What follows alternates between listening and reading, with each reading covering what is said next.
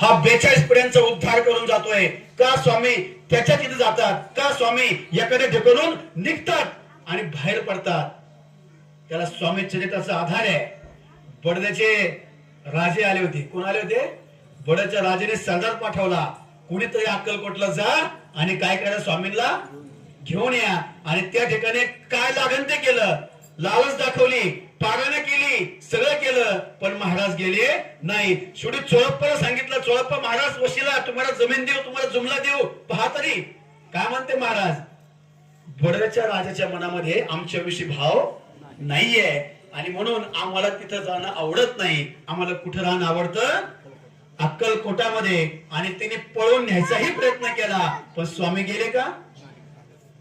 हा कुठे उतरले कडबचा मार्ग धरला अर्धा महिना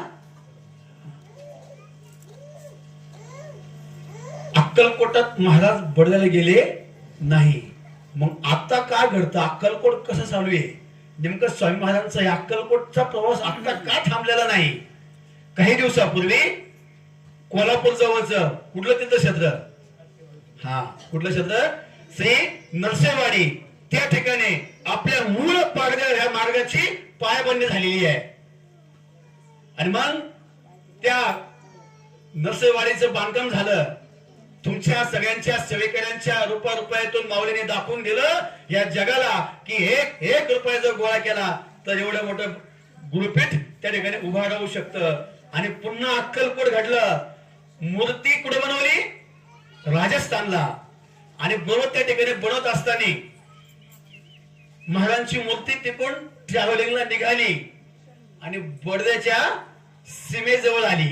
पहा बरं का आता अक्कलकोट थांबलेलं नाही आणि बडद्याच्या सीमेजवळ आली आणि त्यावेळेस बडद्यामध्ये कर्फ्यू लागला काय लागला कर्फ्यू लागला आणि बरोबर बडद्यामधून मूर्ती येणार होती तिथलच्या लोकांनी विनंती केली का स्वामींची जाणारी मूर्ती कुठे येऊ द्या बडद्यामध्ये येऊ द्या पण तो कर्फ्यू लागला मिलिटरीना स्वामींची मूर्ती आत येऊ दिली नाही म्हणजे स्वामींनी ती परिस्थिती निर्माण केली स्वामी आता सुद्धा बडद्याला गेले नाही बाहेरून बायपासने ते नरसेवाडीला आले अक्कलकोट थांबलेलं नाही तुम्ही किती मोठ्या मार्गात आहात का त्यावेळेस तुम्ही कोणी चोळप्पा असाल कोणी बाळप्पा असाल कोणी सुंदर असताल कोणी तिथले स्थानिक नागरिक असताल कोणी कानफाट्या असताल कोणीतरी तुम्ही ते अक्कलकोटात आहे आणि म्हणून तुम्ही आज या कार्यगावच्या केंद्रामध्ये आहे नसते तुम्ही आले नसते कारण इथलची लोकसंख्या जर आपण चेक केली